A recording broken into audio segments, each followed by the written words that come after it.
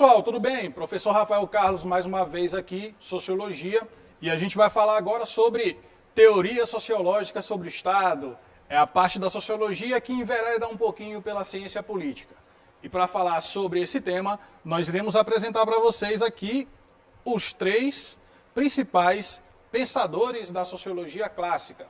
São eles, Émile Durkheim, que apesar do nome Émile, não é uma mulher, mas é um cara, né, um homem. Acho que todo mundo sabe disso, né? Não precisa nem explicar. O Max Weber e também o Karl Marx. Então, em cima dessas três teorias, que são as teorias clássicas da sociologia, nós iremos analisar o papel do Estado dentro da vida em sociedade. O primeiro teórico é exatamente o Émile Durkheim. Esse cara bonitão aqui, né, de barba e bigode, careca, parecido um pouco comigo também, só que eu não uso óculos, que diz que o Estado é entendido como parte fundamental da sociedade moderna, cada vez mais dinâmica e complexa. Na aula anterior, eu falei para vocês que o Estado se torna, com o passar do tempo, a principal instituição da modernidade. Então, Durkheim, que é um teórico do final do século XIX, ele já percebe o Estado nessa condição, como a instituição mais importante, mais relevante da vida em sociedade. Porque é exatamente através das leis criadas pelo Estado e regulamentada por ele também, que se dá a normatização da vida em sociedade. Lembrem-se que o Durkheim, ele é um teórico que tem como herança o positivismo, que vem lá do começo do século XIX, a perspectiva do Augusto Comte. Augusto Comte é um dos pensadores da filosofia que mais influenciaram o início da sociologia. Ele é o principal representante e fundador do chamado positivismo, que na verdade é uma teoria que defende a ciência como principal área do conhecimento e que defende a ideia também de que a sociedade ela funcionaria por dois princípios, que tem a ver com princípios físicos, que é exatamente o estático e o dinâmico. Vamos pegar um pouquinho da física emprestada agora, da análise que a física faz sobre isso. O que é uma coisa estática do ponto de vista físico? É aquilo que está parado. Por isso que estátua tem esse nome, porque é algo que está estático.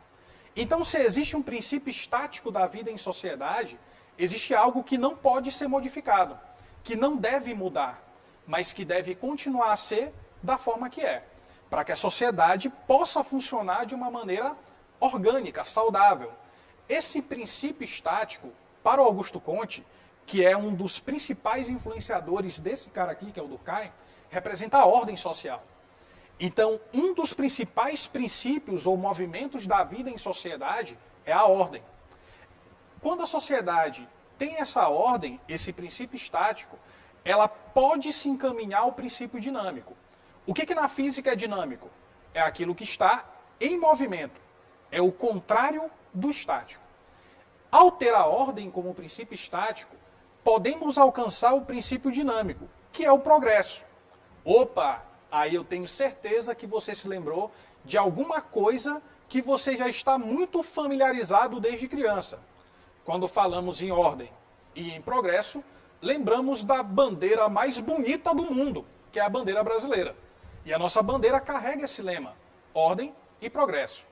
O Durkheim, ele também tem essa análise. Ele também concorda que a ordem é um fundamento essencial para que a sociedade seja boa, seja saudável de se viver. Só que o Durkheim chama a ordem de outro nome. Ele chama a ordem de coesão social. Está bem aqui destacado em vermelho. Anota esse termo, ele é muito importante para a nossa aula de hoje. Então, ao falar do Estado como principal instituição, essa instituição tem um objetivo.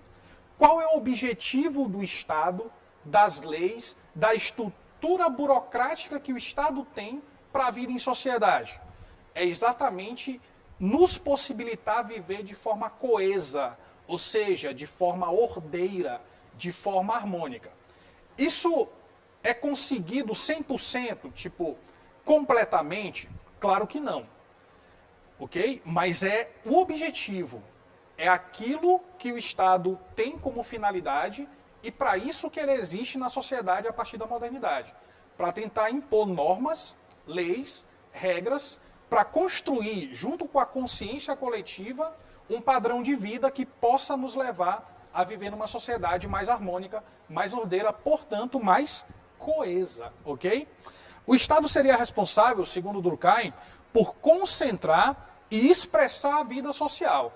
Lembre-se que o Estado não é a única instituição que existe na sociedade. Existem outras. A família, a escola, a igreja são exemplos de instituições sociais. Só que dentre essa gama, esse monte de instituições que a gente participa uma hora ou outra, né? Então, além de sermos professores, alunos, também somos filhos, filhas, namorados, namoradas e daí por diante. Ou seja, nós assumimos papéis sociais muito diferentes no nosso dia a dia e sempre estamos presentes, de certa maneira, nesses ambientes institucionais. Então, apesar de existir esse monte, essa gama de instituições, é o Estado que, para Durkheim, concentra, representa a expressão da vida em sociedade, com uma função eminentemente moral. O que seria uma função eminentemente moral? O que significa moral? Moral é uma derivação da expressão latina mores, que significa comportamento. Então, a forma como a gente conduz as nossas ações, a maneira como a gente age perante o outro e se comporta na vida em sociedade, é algo que é eminentemente moral. E cabe ao Estado, na visão de Durkheim, essa regulamentação, essa normatização daquilo que se pode ou não se pode fazer na vida em sociedade. Não somente o Estado, a religião faz isso também, a escola também faz isso, a família também nos ensina valores. Mas, segundo Durkheim, a instituição que expressa e concentra isso, sem dúvida nenhuma, na sociedade moderna e contemporânea, é o Estado. Por isso a importância de falar sobre ele, ok? E também assegura, segundo ele, o pleno desenvolvimento do indivíduo por meio da educação pública. Durkheim é um dos teóricos da sociologia que mais ênfase vai dar na escola como instância, como instituição de preparação do indivíduo para a vida coletiva.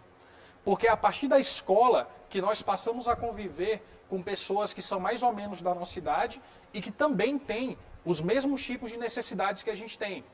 Então quebra-se aquele egocentrismo que existe no ambiente da casa, da família, e a criança, na educação infantil, ela começa a se perceber no meio de outras crianças que, assim como ela, têm necessidades em comum e dividem a atenção de um mesmo adulto, que no caso é a professora, é a tia da escola, ok? Então você percebe que aí constrói-se uma vivência coletiva. Então, a partir desse momento, gera-se em cada indivíduo um sentimento de pertencimento ao grupo, um sentimento de pertencimento à turma, um sentimento de pertencimento à coletividade. E esse sentimento de pertencimento existe porque nós compartilhamos valores em comum, porque estamos submetidos a regras, a valores morais, a normas de vida que são comuns e acima da vontade de cada um de nós, ou seja, que são exteriores à vontade de cada indivíduo e que se impõem sobre eles de maneira coercitiva, como ação, como conduta que se espera que se tenha, que precisa se ter para se viver em sociedade, ok? E isso desperta em nós um sentimento de pertencimento, de estar presente ao grupo, de fazer parte da turma da escola, de fazer parte da galera da vizinhança, de fazer parte dos grupos sociais que, com o passar do tempo, nós nos inserimos. E nós passamos, portanto, a ter interações, a ter relações sociais. Então o Estado está acima disso tudo, porque é ele que vai normatizar, é ele que vai garantir que existam normas, regras, leis que estejam acima das consciências e, portanto, vontades individuais. Tudo bem? Então aí cria-se a ideia da normatização da vida em sociedade. O Durkheim ele acredita que o Estado é a organização diretamente responsável pela coesão social, por tentar garantir a cada indivíduo uma existência social, coletiva, que seja minimamente harmoniosa, que a gente consiga se suportar e tolerar uns aos outros e, portanto, consigamos conviver em sociedade. Daí o termo coesão social, como está apresentado no quadro, ser tão importante na análise desse autor, que é considerado o pai da sociologia no sentido científico, porque foi ele que determinou para a sociologia uma metodologia e também um objeto de estudo. Então, nesse primeiro quadro, nesse primeiro slide, nós percebemos a maneira que o Durkheim ele concebe a função do Estado dentro da vida em sociedade. Vamos então passar para outro autor, um autor alemão, o Max Weber, ou Max Weber, ou Max Weber. Muita gente pronuncia de forma diferente. A forma como você pronuncia nem é tão importante. O importante é você saber a teoria do cara e acertar no vestibular. Aí fica show para todo mundo, né? Então o Max Weber, ele tem uma teoria sobre o Estado que é a seguinte.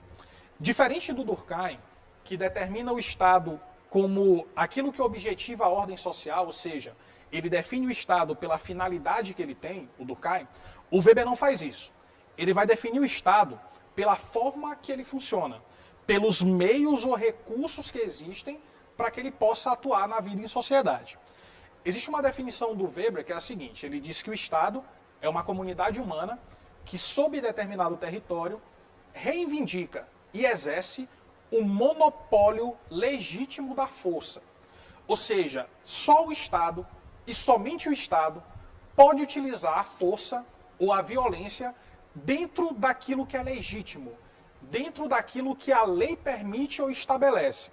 Essa outra definição ela diz o seguinte, o Estado é uma relação de homens, portanto, é uma comunidade humana, onde homens dominam homens. Então ele coloca aqui a dominação, mediante a violência considerada legítima, e uma associação compulsória, ou seja, forçada, que organiza a dominação. Presta atenção que dominação está grifado, está destacado em vermelho, na verdade. E é importante também você colocar isso no seu caderno, se você estiver fazendo as anotações. Por que que quando a gente fala do Weber e fala do Estado, nós necessariamente temos que falar de dominação? Porque Weber prevê o Estado a partir dessa perspectiva, da relação de poder, da relação de autoridade que essa estrutura exerce sobre cada um de nós, sobre cada indivíduo que está inserido dentro dessa relação humana, dessa comunidade humana, tá ok?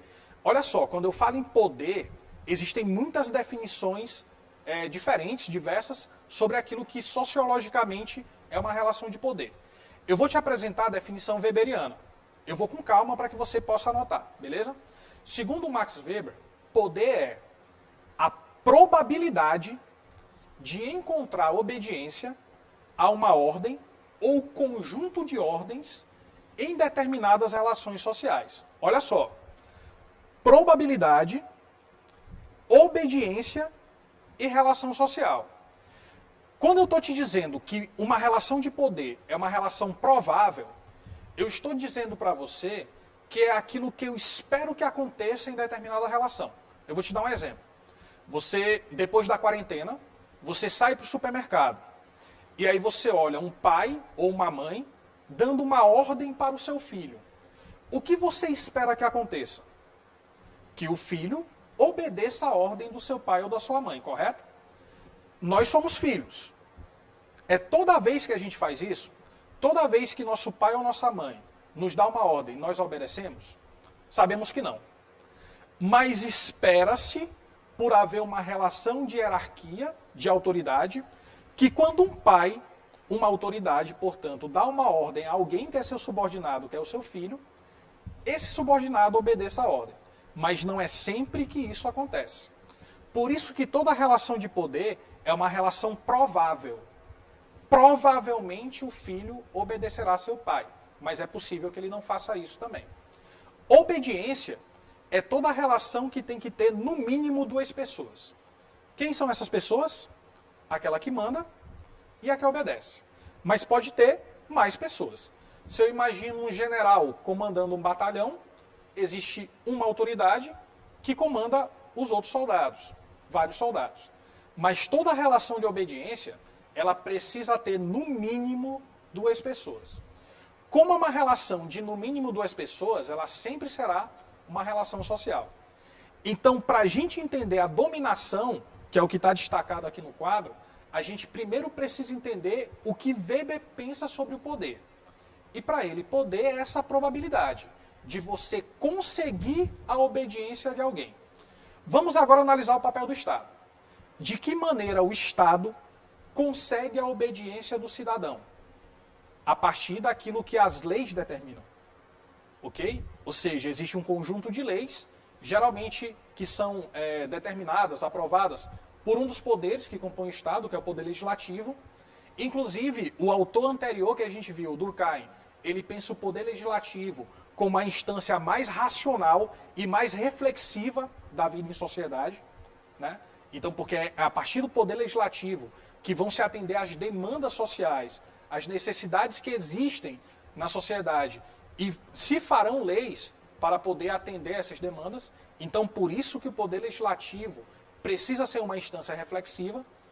E o Weber ele também encara dessa forma. Ele acredita que o Estado, a partir das leis, tem essa prerrogativa da dominação, que ele chama de dominação burocrática, inclusive, ou dominação legal. Só que ao falar de dominação, não existe apenas aquilo que é estabelecido pela lei. Ou seja, a maneira que o Estado passa a dominar o cidadão. Mas também existem outros modelos de dominação que por vezes se confundem com regimes políticos e governamentais também.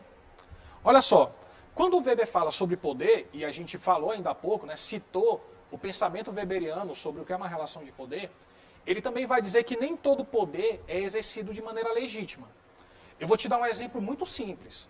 Um relacionamento abusivo entre namorados, né? Então você tem, exemplo, a namorada que é extremamente ciumenta, ela é muito possessiva e consegue estabelecer uma relação de poder, de obediência sobre o seu namorado que é submisso. Então ela chega para ele e diz assim, olha, eu não te quero mais saindo com teus amigos para ir na igreja dia de domingo. Porque geralmente é isso que os homens fazem quando estão juntos. Eles vão à igreja, eles vão rezar e tudo mais. Então vamos supor que ela seja muito ciumenta. E ela não quer que isso aconteça. Então ela determina isso como uma ordem. Como o cara gosta muito dela e tem medo de perder a namorada, ele atende, né? Ele segue a determinação dela. Então, nesse momento, ela estabelece uma relação de poder. Agora eu te pergunto, essa relação de poder, ela gera uma autoridade? Ela é uma relação legítima? Como se fosse uma relação entre pai e filho? Ou uma relação entre, patrão e empregado? Não, obviamente ela não é. Ela se fundamenta no ciúme, né, no sentimento de posse. Isso não é um critério de legitimidade. Então, nem toda relação de poder ela vai se constituir como autoridade. Portanto, nem toda relação de poder é uma relação legítima. Mas toda vez que ela é legítima, eu posso classificá-la de 3 maneiras. Eu vou devagarzinho. Tradicional, carismática e burocrática, ok? Então, sempre que existe uma autoridade, ou seja, uma legitimidade na relação de poder, eu posso estabelecer que há uma dominação do tipo legítima, segundo os critérios da tradição, do carisma ou do que a lei determina de maneira objetiva e impessoal. Se eu estou te falando de uma dominação tradicional, o nome tradicional ele deriva de tradição. O que é uma tradição? É uma coisa que é enraizada, é um costume arraigado na vida em sociedade. E em cima desse costume que é enraizado, que se constrói a tradição, pode-se estabelecer também uma relação de obediência, portanto, uma relação de dominação. Exemplo, se a gente imagina uma tribo indígena, quem é a maior autoridade dentro da tribo? Existem 2 autoridades. O pajé, que é uma liderança espiritual, e o cacique, que é a liderança geral da tribo. Então, geralmente, os índios, eles obedecem à autoridade do cacique. Em cima de que essa relação de poder se torna legítima? Em cima dos costumes das tribos indígenas. Então, quando um cacique ele se mostra como autoridade dentro da aldeia, é porque a cultura daquele povo, os costumes enraizados na sua existência social, tornam aquela figura uma figura de poder, uma figura de autoridade. Correto? E aí você passa a estabelecer que aquilo é uma dominação tradicional. Eu vou te dar um exemplo mais perto da nossa realidade. Desde muito criancinha, desde cedo, os nossos pais, eles tentam nos ensinar a obedecer às pessoas mais velhas da família.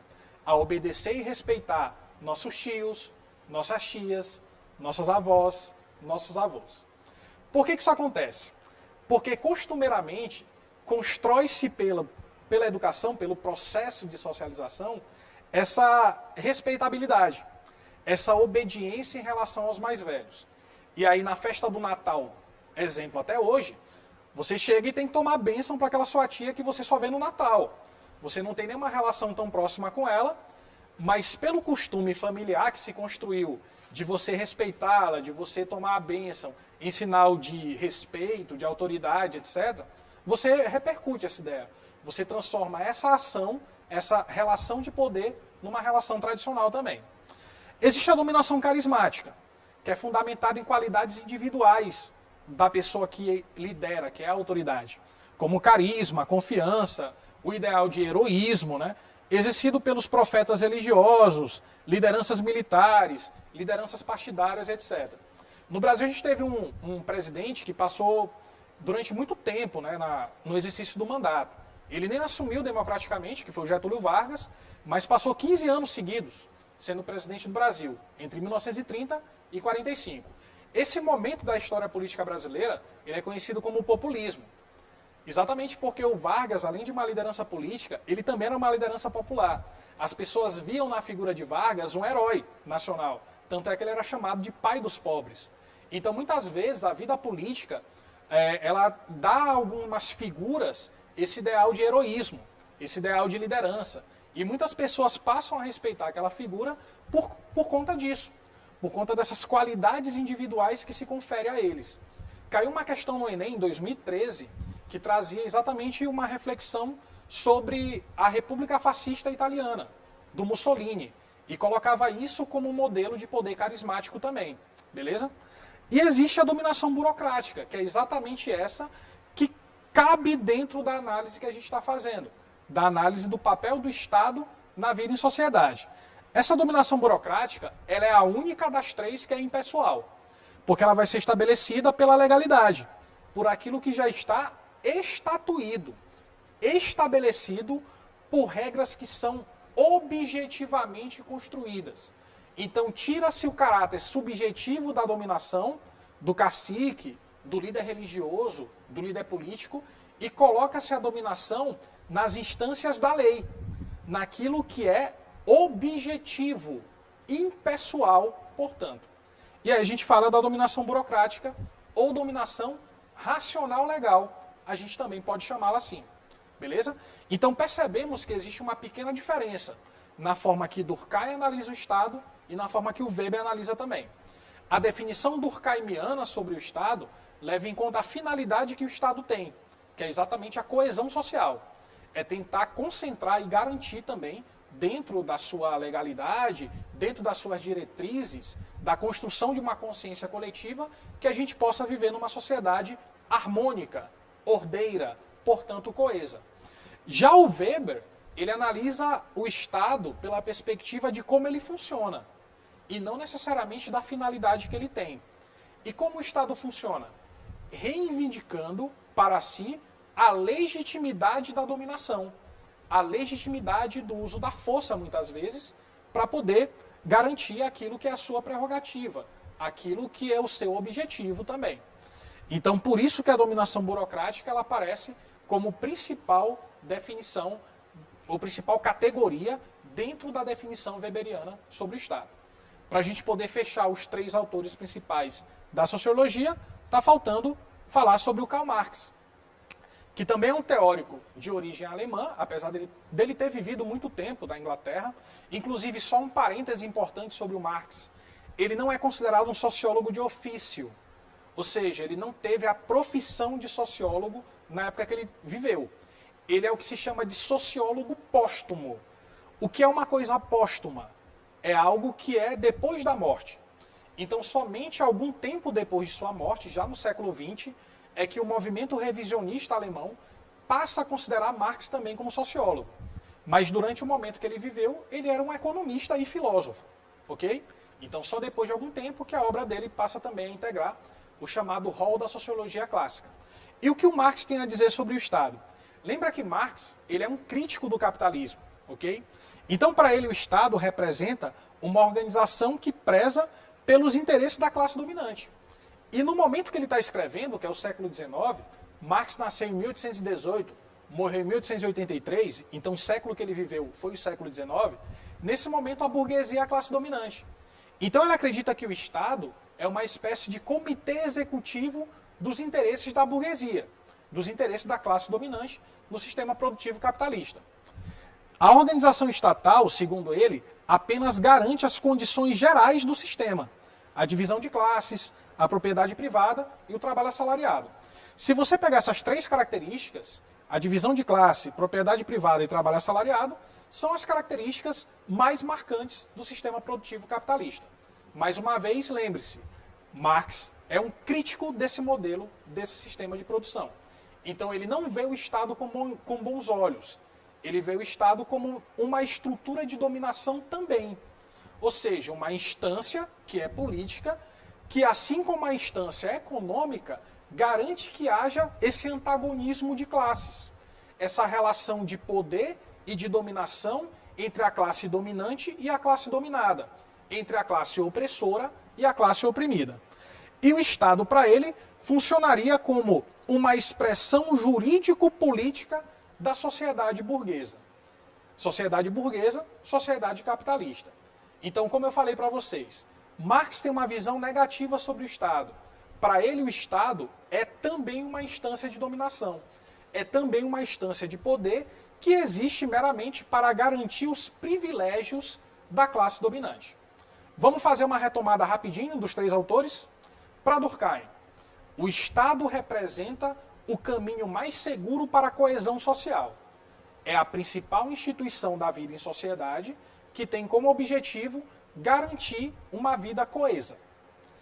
Para Max Weber, o Estado é a comunidade humana que reivindica e exerce o monopólio legítimo da força. Por isso que ao pensar em Estado, eu vou pensar na dominação burocrática, ok? E já o Marx, o Estado para ele, dentro do sistema produtivo capitalista, é mais uma das várias instâncias de dominação, que garante os privilégios de uma classe sobre a outra e, portanto, reproduz as desigualdades sociais existentes. Tudo bem? Vamos então para uma próxima análise, para o próximo slide, que já traz aqui um teórico mais contemporâneo. A gente está falando do francês Michel Foucault. Foucault ele cria um conceito que é de sociedade disciplinada, ou sociedade disciplinar. Ele fala de uma certa era da disciplina. Ele está escrevendo isso ali em meados do século XX, em meados do século passado. Dá até para ver pela fotografia que ele já tem um visual mais contemporâneo, né? Mais despojado em relação aos outros caras ali, que eram do final do século XIX, começo do século XX. O Foucault vai dizer para nós que todas as instituições sociais, e aí você inclui a família, a escola, a igreja, o quartel, o Estado, procuram disciplinar o indivíduo desde o seu nascimento. Família, escola, igreja, quartel, hospital, prisão. Pois o objetivo das instituições, segundo ele, é distribuir, vigiar e adestrar os indivíduos em determinados espaços. Presta atenção para o verbo, adestrar. Então ele acredita que as instituições, elas existem para adestrar, para adaptar, para acostumar os indivíduos aos valores coletivos, ok? E isso, obviamente, acontece de forma coercitiva, de forma impositiva, portanto. Essa frase do Foucault, ela diz o seguinte, que nada é político, mas tudo é politizável. Tudo pode tornar-se político. Então, ao falar sobre a política, imediatamente a gente pensa no Estado como a instituição política mor, capitaneadora dos valores sociais. A política para ele é entendida como a forma de gestão das condutas do indivíduo na sociedade. E esse modelo de sociedade, que ele chama de sociedade disciplinar, procura organizar meios de confinamento, seja na escola, na fábrica, no exército, na igreja. O indivíduo passa de um espaço fechado para outro e em cada instituição aprende a disciplina específica daquele lugar, daquele espaço institucional. Deu para entender por que ele chama de sociedade disciplinar, de era da disciplina? Exatamente por isso, porque as instituições cumprem esse papel de acostumação, de adequação, de imposição de valores para que nós possamos assimilar essas regras, essas normas sociais e, portanto, tornar a vida em sociedade algo possível. Bom, vamos adiante fazer as questões para poder finalizar a aula de hoje. Trouxe para vocês algumas questões de vestibular sobre o tema. A primeira questão é sobre a teoria do Foucault, que a gente acabou de ver. O filósofo Michel Foucault inova ao pensar a política e a lei em relação ao poder e à organização social. Com base na reflexão de Foucault, a finalidade das leis, olha só, hein? A finalidade das leis na organização das sociedades modernas é combater ações violentas na guerra entre nações. Ele está falando da estruturação da sociedade. Ele não está se referindo necessariamente a uma condição de conflito internacional. Beleza? Coagir e servir para refrear a agressividade humana. Olha, até faz sentido. Só que talvez a gente encontre alguma opção que seja melhor do que essa. Letra C. Criar limites entre a guerra e a paz, praticada entre indivíduos. Não, aí você já individualizou a análise. A pergunta fala de sociedade moderna, ou seja, fala sobre coletividade. Estabelecer princípios éticos que regulamentem ações bélicas. Ações bélicas têm a ver com ação armamentista. É arma. Não é só isso, né? Isso é uma parte muito pequena da vida em sociedade. A letra E é a opção mais abrangente. Organizar as relações de poder na sociedade e também entre os estados. Então o Foucault, ele vai garantir, ele vai nos dizer que a finalidade das leis nas sociedades modernas é exatamente o que está na letra E. A organização das relações de poder na própria sociedade e entre as diferentes sociedades também. Entre os diferentes estados, portanto.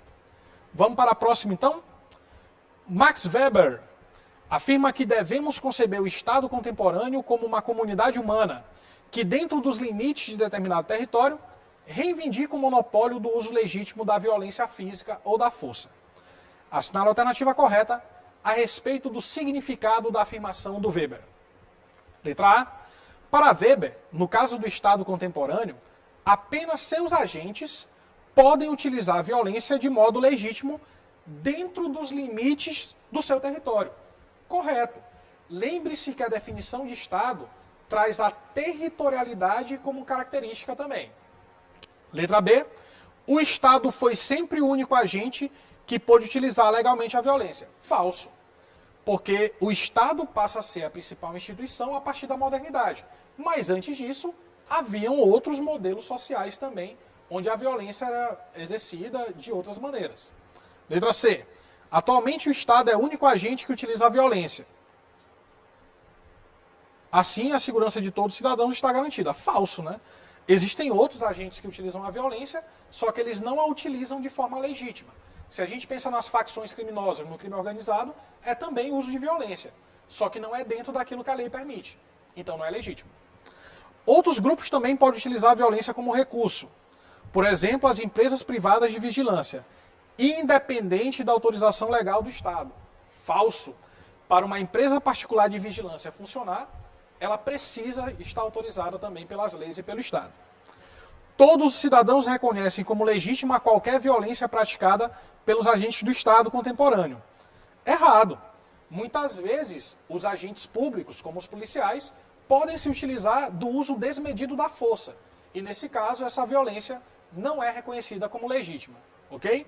Vamos, então, para a última questão da aula de hoje. O sociólogo alemão Max Weber, mais uma vez ele, definiu dominação como a possibilidade de encontrar obediência para ordens específicas ou todas dentro de determinado grupo de pessoas. Em Weber, este conceito está relacionado à ideia de autoridade. E a partir dele é possível analisar a estrutura das organizações e instituições, como empresas, igrejas e governos. Na sociedade capitalista, dentre os vários tipos de dominação existentes, predomina a burocrático-racional, que vimos é aquela que é impessoal, que é objetiva. Assinala a alternativa que indica corretamente a quem se deve a obediência nesse tipo de dominação, ou seja, na dominação burocrática. A letra A diz, aos mais velhos, pois são eles os melhores conhecedores da tradição. Ora, se é tradição, ela não é burocrática, ela é tradicional. ao líder carismaticamente qualificado. Parou? Se é carismaticamente, a dominação é carismática. Não pode ser a letra B. A pessoa do Senhor, nomeada pela tradição. Parou de novo. Tradição é tradicional. Então não pode ser a letra C. A ordem impessoal, objetiva e legalmente estatuída, e aos superiores por ela determinados, em virtude da legalidade formal de suas disposições. Beleza! A letra D me parece que é a nossa vencedora. Mas ainda tem mais uma. Calma aí. Ao Senhor, mas não há normas positivas, e isto unicamente segundo a tradição. Se é unicamente segundo a tradição, é tradicional e não é, portanto, burocrática. Ficamos então com a letra D, encerrando a nossa aula sobre teorias sociológicas acerca do Estado. Um abraço a todos vocês. Lembrem-se, fiquem em casa, se protejam, protejam os mais vulneráveis e hashtag fique em casa aprendendo. Até a próxima. Tchau, tchau.